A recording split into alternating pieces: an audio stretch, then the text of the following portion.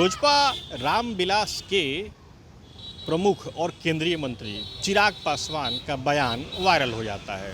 वो बयान भी ऐसे देते हैं जो बिहार की राजनीति में सुर्खी बन जाती है। हमारे साथ उन्हीं की पार्टी के मुख्य प्रवक्ता राजेश भट्ट हैं। हम उनसे जानेंगे चिराग पासवान ऐसे बयान आखिर देते क्यों हैं, इस बयान का क्या अर्थ हो सकता है। राजेश जी, चिराग पासवान जी का बयान आता है और बयान सुर्खी बन जाती है और वो बयान सीधे केंद्रीय मंत्री पद से जुड़ा होता है। ऐसा क्यों बयान आता है? देखिए, आप लोगों ने उस बयान को आधे ही दिखाया और बहुत ही तोड़ मरोड़ के पेश किया है। वह वक्त था पार्टी के एससी प्रकोष्ठ के द्वारा जो है माननीय मंत्री जी का अभिनंदन समारोह रखा गया था और एससी एसटी प्रकोष्ठ की समीक्षा बैठक थी।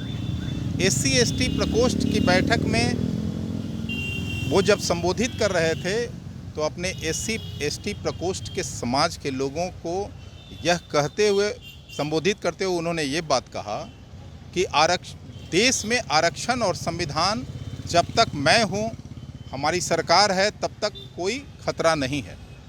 अगर ऐसा मुझे लगेगा कभी तो मैं मंत्रिपरिषद का त्यागपत्र भी दे सकता हूँ। उन्होंने इस बात का आश्वस्त किया एससी दलित समाज को कि हम आपके रक्षक हैं, हमारी सरकार आपकी रक्षा करने को तैयार है, प्रतिबद्ध है। तो इस बात को आप लोग तोड़ मरोड़ के कहते हैं। उन्होंने एक मिसाल दिया कि अगर ऐसी ज़रूरत पड़ी तो मैं मंत्रिपरिषद भी मेरे लिए कोई मायने नहीं रखता है।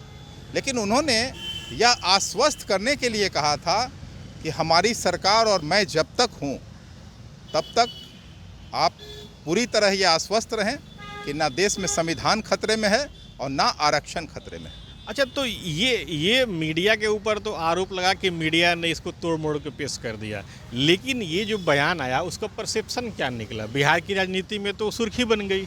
देखिए, विपक्ष के द्वारा लगातार जो है इस तरह का अफवाह पिछले लोकसभा चुनाव से पहले शुरू किया गया और यह अफवाह का बाजार इस तरह से चलाया जा रहा है कि देश में संविधान खतरे में है, आरक्षण को ख़त्म कर देगी ये सरकार।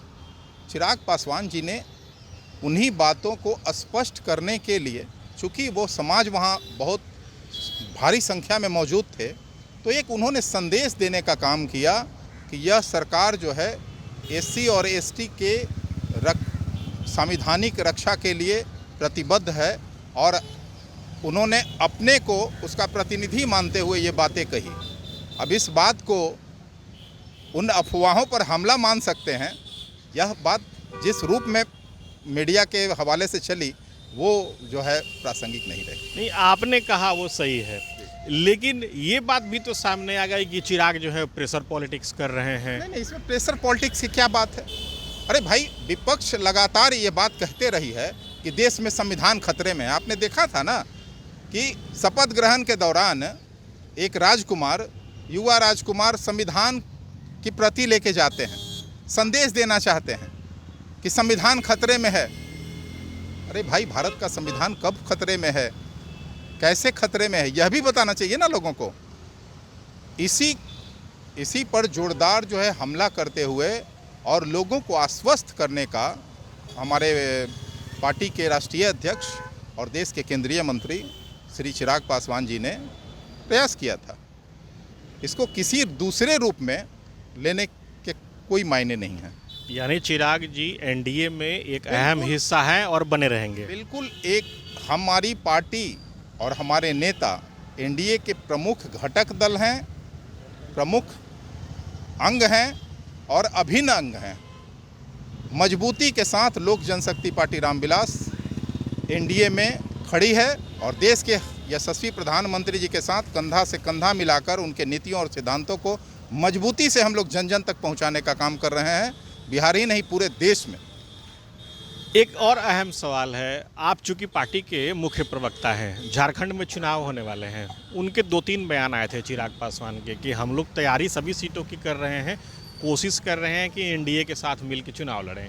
लेकिन एक बात ये भी सामने आई थी, अगर वहाँ बात नहीं बनेगी तो फिर क्या आपकी जो पार्टी है वहाँ पे अकेले चुनाव लड़ेगी? देखिए, हम लोग किसी भी प्रदेश में सभी सीटों पर अवश्य तैयारी करते हैं। बिहार में भी हमारी तैयारी आगामी बिहार विधानसभा को लेकर चल रही है, सभी सीटों पर तैयारी चल रही है। इसलिए तैयारी चल रही है कि हमारा जो अलायंस पार्टनर हैं, तमाम घटक दलों को भी और उनके उम्मीदवारों को भी हमारे तैयारी का जो है उनको जो है लाभ मिल सके और ज़्यादा से ज़्यादा हम जितवाने में सफल हो सकें।